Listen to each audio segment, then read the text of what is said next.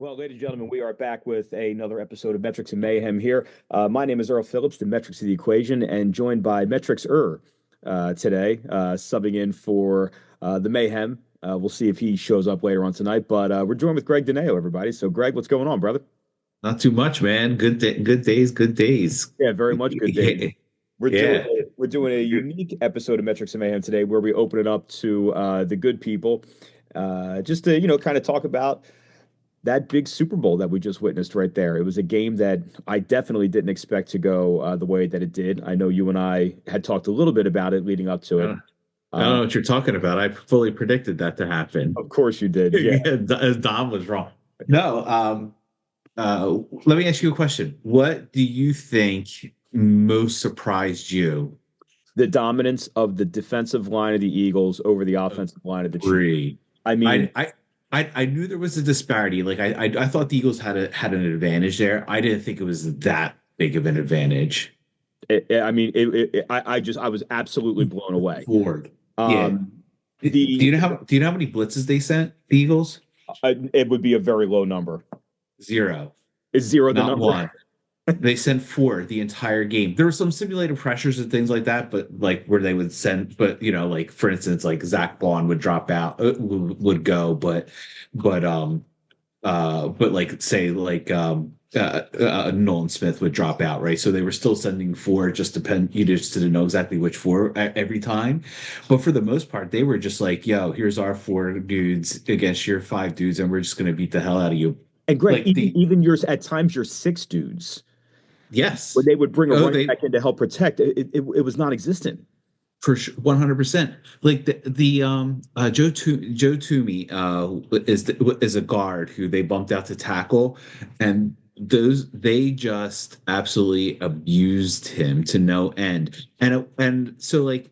But they were just taking turns. Like Josh Sweat would line up on him, Nolan Smith would line up on him, Milton Williams would run it. They would run a defensive stun, and so that way Milton Williams could go in on the party too. Like Jalix Hunt was going in. I have more on Jalix Hunt later for you. I mean, he was just. But it was just insane, like just how, but it wasn't even that. It was like Caliendo was getting beat on the other side, but he was just getting abused by Nolan's Jalen Carter. So they had this. So they were put in Creed Humphrey. They were sliding Creed Humphrey to help out Caliendo all night long. So there was like nothing you could. It was to the point where at halftime I was like.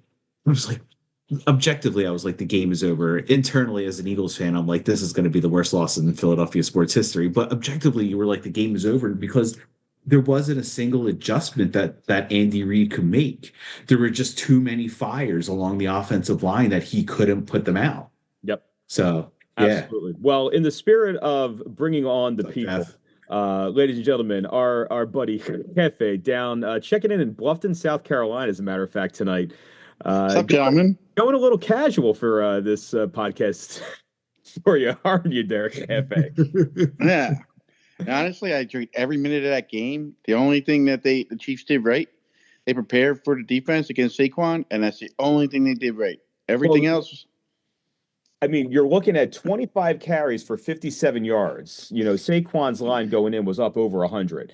So kind of shocking I shouldn't say shocking, but like you said, you could tell if you're the Kansas City Chiefs, you have to prepare to defend Saquon. That is your only chance to stay in this game. And like Greg talked about, put the ball in Jalen Hurts' hands and make him beat you. Problem was Pat Mahomes was putting it in Cooper DeJean's hands, and the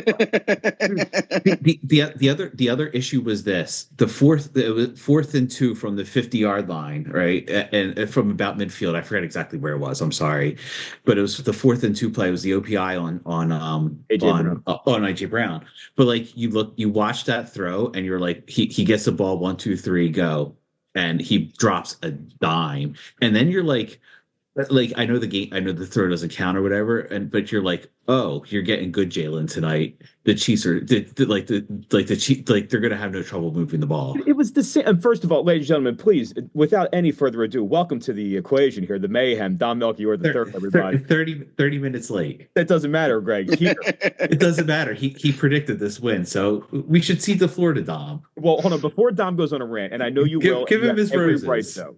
Greg, what was the game where it was the same play, right? We've talked about this with Eagles before. It was the same play. The go on A.J. Brown. It was a beautiful dime right down the side. They did it in the Cleveland game to win the game. It was fourth down from about midfield. I forget if it went about fourth and five from midfield against the Commanders. It was fourth and five against the Commanders. It was in the championship game.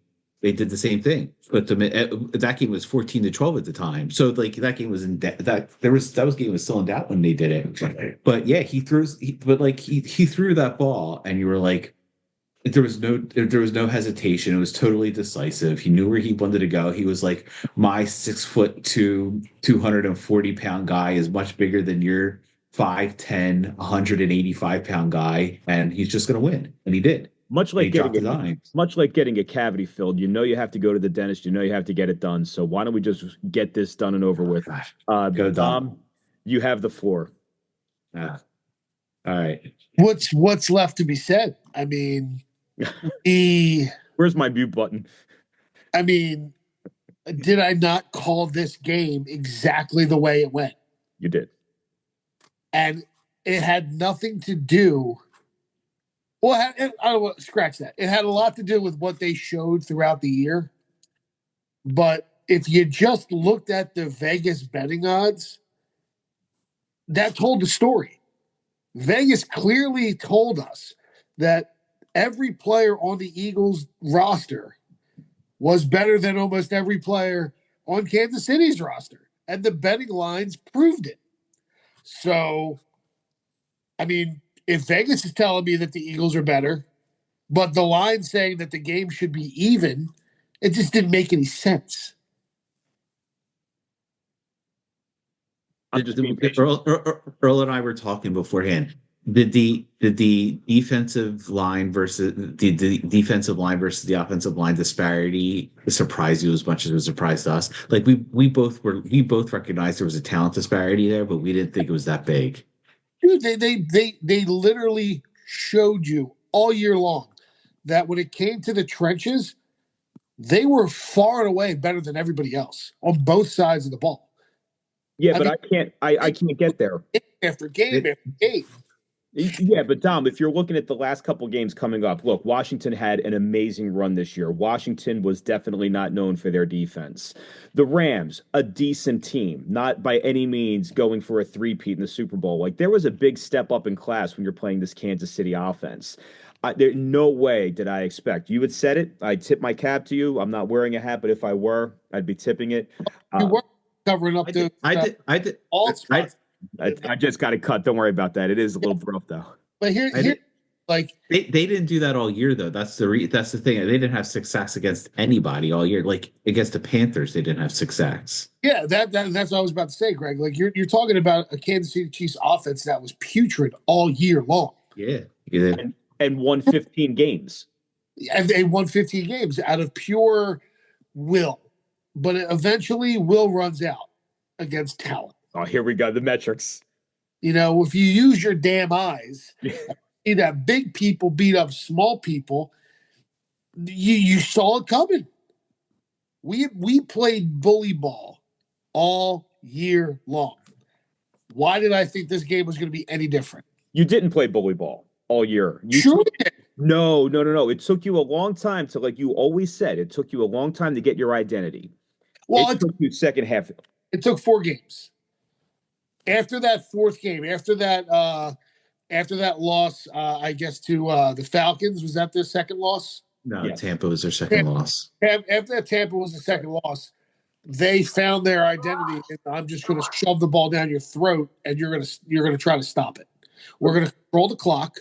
We're going to make you one-dimensional, and there's nothing you can do about it. They did it all year long. Jeff asked to unmute. So let's go to Cafe. Go ahead, bud. All right, So the only thing else to your question. So, Craig, you said there was a disparity there. I'm just going to put this hypothetical question in there. Is the disparity still there if their line wasn't beat up? The Chiefs, do they hold Jalen Carter and Jordan Davis and Milton Williams and all them? Would they be able to, or is the disparity still there? No, it's still there. Yeah. Like if Jeff, you play the team in front of you. Yeah. The Eagles' defensive line was better than every team's offensive line this year. So one they played. The only time they that would have been at best that would have probably been neutral is if they played Detroit. Then I would have said Detroit's offensive line could hold up against the Eagles' defensive line, but every other team that they played this year, even Detroit bagged up. That it wouldn't have been even. But their offensive line versus the Eagles' defensive line, strict matchup. Only that matchup would have been where the only team where the Eagles wouldn't have had the talent discrepancy. If you're Andy Reid, you are one of, if not the greatest, one of the greatest coaches ever to be involved in the game, and you're known for scripting your first 15 plays. I also have to imagine that Andy Reid had to in some way know that the defensive line of the Eagles was far superior to his offensive line going into that game.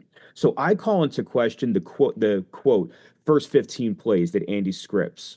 I saw no game script that accounted for that kind of disparity. He ran screens, Earl. He tried. They just destroyed them. There was a screen to Travis Kelce. You didn't know it was a screen to Travis Kelce because Josh Sweat was in on Patrick Mahomes in 0.75 seconds. And so he couldn't even get it out. There's a screen away from it. They had the ball on the 2-yard line right after the interception. There's a screen away from Cooper DeJean. And what's his name? And Quinyon Mitchell makes one of the best open field tackles you've seen that you saw in the entire game. They tried that stuff. They tried their screen game. They tried the deep game though. That's what concerns me, Greg. I mean, you have speed on the outside, right? Yeah, but Patrick, but all year they didn't go deep. They threw fewer deep passes than anybody in the league this year. But I mean, if that's your edge. But that's not what they did all year. That's not who they are. So that's not what they do. Earl, if you think about it, Andy Reid missed the boat on something completely. Like, go ahead, Dom.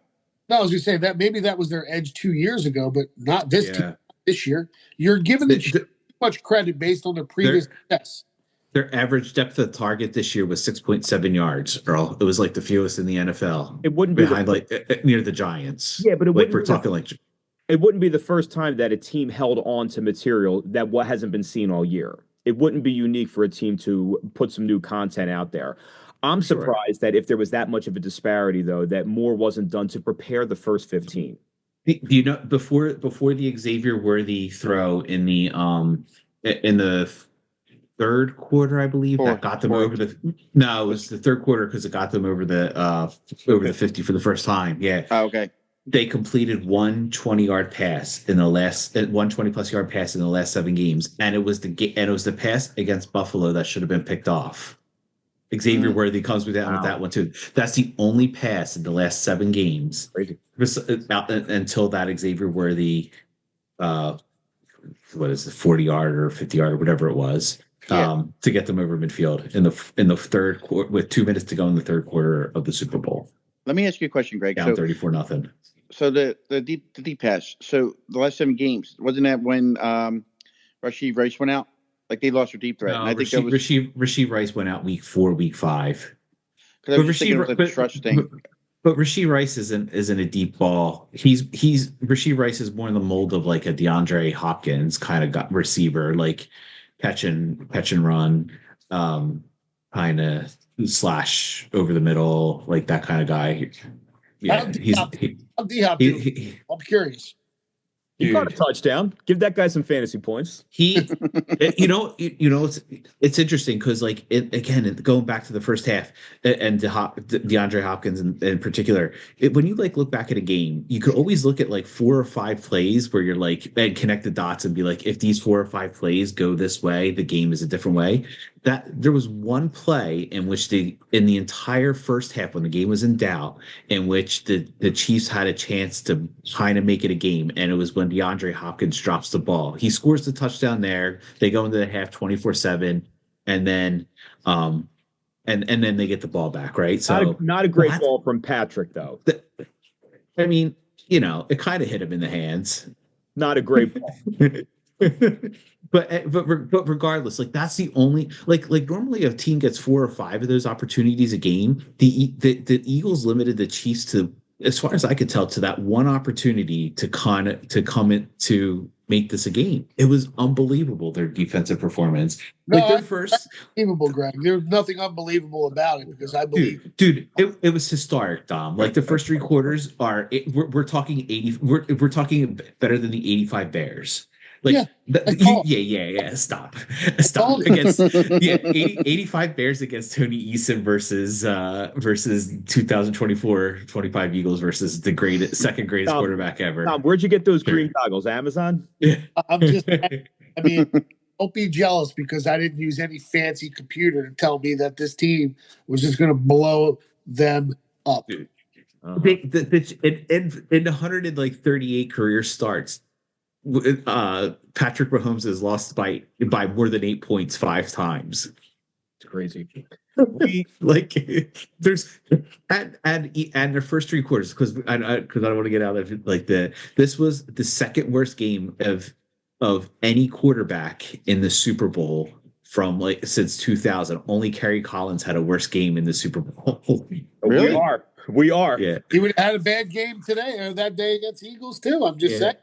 I mean, it's unbelievable. It was just unbelievable. It was the first 3. Again, it sucks because the garbage time, but the first 3 quarters were historic. Dumb. And you know what it reminded me of? The first 3 quarters reminded me of. Remember the 1993 Dallas Cowboys against Buffalo Bills, or Buffalo didn't really belong on the field. That's kind of what it felt like. Now this Eagles team reminds me more of the Legion of Boom team, the Seattle team, and how they just rolled over people that year. And it was a very eerily similar type of team, in my opinion, to this Eagles team. Dude, they were playing they didn't even do anything fancy. They were playing quarter coverage. Don was learning that day 1 at Triton install. That's all they that's what you learn in day 1 high school football is quarter coverage. That's all they played. Right, you can't say that because Don was suspended that day. So you sorry. Bomb threat. But that's it. That's all they ran. They ran 57 plays. It was quarter coverage, mostly a nickel. They had some dime, and they dropped 8 twice. And let me tell you something. This team ain't getting any worse next year because this defense is young. They're fast. They tackle better than any other team in the league. We got a 21-year-old that tackles like a 10-year veteran. Dom, I have a question for you. You're probably gonna lose Josh Sweat, Milton Williams, right? And hold on. No, that's not my question. Do you trade 2 1s for Myles Garrett? No. Earl? No. Jeff? No, but I do have another question I would do instead. I tell you what I would do though, Greg. I would. Why? Why? I know he's a game changer, but why wouldn't he disrupt the? So honestly, what I'm concerned about is I don't know what kind of locker room guy Myles is. He could disrupt that. He can disrupt that whole chemistry. I think he's fine. He's a veteran. He's good. What was Dom going to say? Dom, finish your point. If I was the Eagles, you're getting pick 32, right? Yeah. Mm-hmm. I'd flip that. I'd get 2 second rounders for that, and then pick up some other younger defensive players because your offense is set. Mm-hmm. You're going to probably lose Sweat and Williams. You're right. You're probably going to lose Becton. They'll figure out a way to re-sign Bond. I think Slay retires. I mean, I think Slay's gone. But I think they like Isaiah Rodgers and Keely Ringo, and I think they think they're fine there. I mean, our defense is cheap, young, and fucking good. They're good. Dom, who's going to coordinate that offense, though? No defense. I understand that, but who's going to coordinate that We offense? just lost Kellen Moore, so that's Earl's point. So At this point, I would go look internally for your replacement just to kind of keep some continuity. But this is Jalen's offense now. This is Jalen and Nick's offense. I think whoever comes in kind of takes a back seat to those two and says, okay, we'll all work together as a team, but I'm not coming in and doing anything wildly different. You just guys want the Super Bowl. Let's just put this on repeat. bring back Frank Wright for coordinator. I don't think Doug Peterson takes that job, but I think Frank Wright could be a decent coordinator. I mean, that's probably Sirianni's first call. He loves Reich. Greg, But- what was your point, Greg, about Myles Garrett? Oh, I totally would do it. You have the 32 pick. I'm not going to get a pass rusher. I'm not going to get an impact play. I have a 2-year window here before Lane Johnson retires, before I have to start paying people, before my salary cap balloons. Like I have before Saquon Barkley gets to 30 years old. I'm all in. Like give me another, give me 2 more Super Bowl runs. This draft coming up. Oh, I'm sorry, Dom. Go ahead. I just don't think you need him. Look what they just did without him.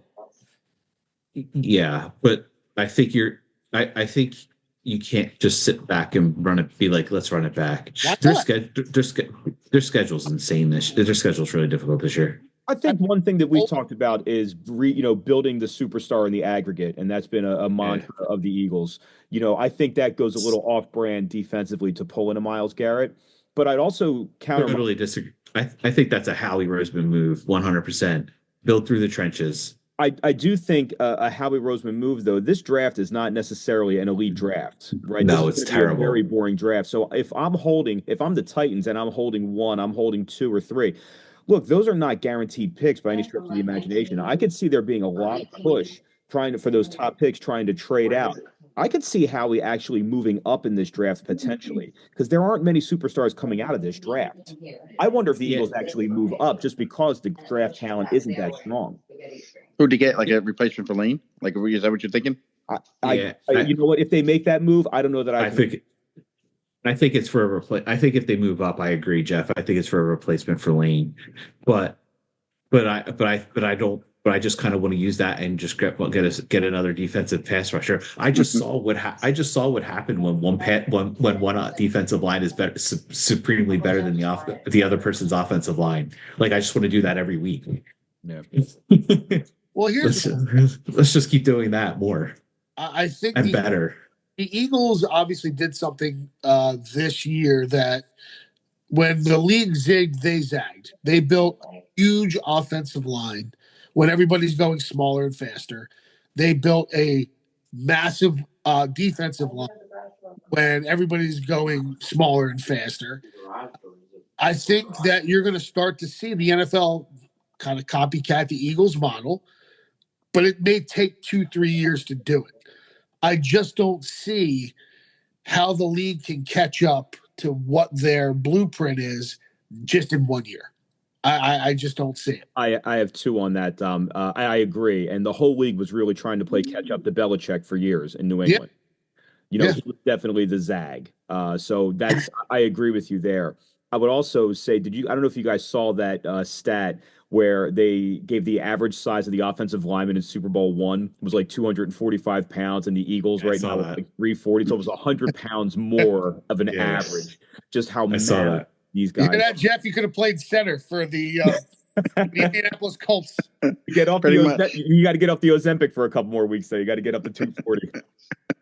I'm not on Ozempic anymore. I need to get back on it. But yeah, that's the point. But the point I was going to make, the one move I can see how I'm potentially making is shipping off Jordan Davis and keeping Milton Williams. No. Absolutely not. Why not? What's your reason, Jeff? Honestly, I think Milton Williams has more value. He can shift in and out. Jordan's is basically stuck in the middle. I also, now here's the other thing. I'll mind you this. He's in free agency, 2 years, Greg, right? Jordan Davis hits free agency 2 years, something like that. Yeah. And then you have the following year, you have Jalen Carter. You can't pay all those guys. So you're going to lose them now, get something for them. No, Jeff, you have them young and cheap. You have to make the way the NFL works now is that you have to strike when you have young and cheap, good talent. If you got guys on rookie contracts, you can't get off of them. You got to milk them for everything you got. I just see more the way because Howie's the unpredictable one, right? You never know what he's going to do. We never thought he was going to get Saquon. We never thought he was going to. So you go, DeAndre Swift put 1,300 yards the year prior. We will let him walk. We get Saquon for $13 million. That Belichick would maximize a bunch of guys, play them until their last year, then just let them go. He would never pay those guys big money. He would just let them go. I think Howie's going to do the exact same. You milk your young, good talent. Unfortunately, I think Milton Williams is gone. I like Milton Williams, but I think he's gone. All right. You guys, well, hold on, Dom, really quick. When you say big money, are you paying Jalen Carter when the time comes? Yeah. Oh, yeah, definitely. Yeah. He's a game changer. I think he's on a Hall of Fame trajectory. I think he's Ndamukong Suh with an attitude. Oh my gosh, I have to record this. I have this video being recorded. Okay, good. I need all of this audio. This is great, guys. Thanks. Here's 2 years later, Greg. Remember when you said Jalen Carter is on the Hall of Fame trajectory? You won't get the Knicks now. I do see them making a play to resign Becton. That's what I do see them making a play to resign him. I think he's gone. Steen is. I don't know. Serviceable. Yes, Steen's serviceable. Yeah. He's gone. He's gone. Big Becton did a great job reinventing himself. Now he can go off, get paid, be a tackle, something. But Steen is more than capable of being a guard in that line, and you won't miss a beat with Steen. And he's cheaper. And then the money that you save, not paying Becton, you can give to Bond or Sweat or both. I don't see Sweat staying. I don't see Sweat staying at all. You never know, man. I mean, we just had Hassan Reddick go to the Jets, and it wasn't fun for him. So he may. The grass isn't always greener. So as long as you can come up with a number that both sides are happy with, you never know. Not to mention, I'd rather let Sweat go. Rather let Sweat go and just trade 2 ones from Browns. I agree with Don though. I think keeping Bond is damn essential. And I actually think you can get Bond for a little cheaper. I think Bond's a $10-12 million guy. I'd say top 15. I don't think Jacoby Dean's playing next year. Unfortunately, feel bad for that dude. Oh, really? Yeah, I think it's an 18-month injury. Yeah, the patellar's an 18 to 24-month injury. Oh shit. Okay. Yeah.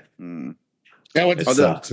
Yeah, but Nolan Smith came into his own. So both Dean and Smith, who we thought were 2 biggest busts coming into the season, actually both came into their own this year. Yeah, I agree. So no doubt. How do you guys envision Kellen Moore's success as a head coach in New Orleans? This is his first run being a head coach. He's very shitty cap situation. You're gonna go into with an aging roster, He's a sacrificial lamb, the worst cap space in the league. Dude, I hope he got a bag, man. Because well, and Dom and I talked. I mean, Dom was the one bringing that up, right? Like, come here. Unfortunately, if the offense succeeds, he's not going to stay. Go make your money, take your lumps, and call it a day, right? I mean, Dom, are you on board with that trajectory if you're Kellen Moore? If I'm Kellen Moore, I find out what the Saints are going to pay me, and I go right to Jeffrey Lurie, and I go, hey, man, listen, I want to stay. Can you meet in the middle? Because I don't want to. He's gone already. I know he's gone. That's what I would. Because he's going to be dead in 3 years. Like he's not turning that franchise around. That franchise franchise won't be good for another 10 years. Who has a stronger year one, Kellen Moore in New Orleans or Ben Johnson in Chicago? Ben Johnson. Everybody going Ben Johnson. All right. Ben Johnson definitely. Listen, as much as I hate Caleb Williams, and I don't think he's any good. I think he's just a zesty little bitch of a boy. Who is? Did you just say zesty? Zesty little bitch of a boy. Quarterback, David Carr. Oh gosh. Spencer Rattler's the other one. Spencer Rattler probably be starting. Spencer Rattler. Greg, where's he from? Or Derek Carr. Which South Carr? Carolina. South Carolina. It was like Oklahoma, and then like USC. Oklahoma State. That's right. You know what I think? If I'm Kellen Moore, you know what I do? I cut Spencer Rattler, I cut Derek Carr, and I say, Jameis, You stay your ass in Come back home. Louisiana. You're coming back home. You're my guy. And isn't the Lord telling me just to come back? Did you see the video where Jameis is asking Saquon Barkley where he should sign, and Barkley's like, "Yeah, the Giants." Yeah, that one. You think Daniel Jones can make a comeback with the Saints? No, it's Carson Wentz. Who? Daniel Jones. He's Carson Wentz now. He's forever a backup. Daniel Jones will never be a Yeah, he's Jones should have never been drafted as high as he was. It was an average year at Duke at best. Yeah, he's all right, gentlemen. Well, I got my memo that's all the time we have for today, but a big Birds win. Cafe, nice to see you on the pod. Dom, always a pleasure. Greg, everybody, see you later, guys. Have a wonderful week, and we will be back again soon for another episode of Metrics and Mayhem, everybody. Pitchers and catchers report soon, baby. Yeah, sorry, Dom, you're breaking up. Bye. Say, buddy. Yeah.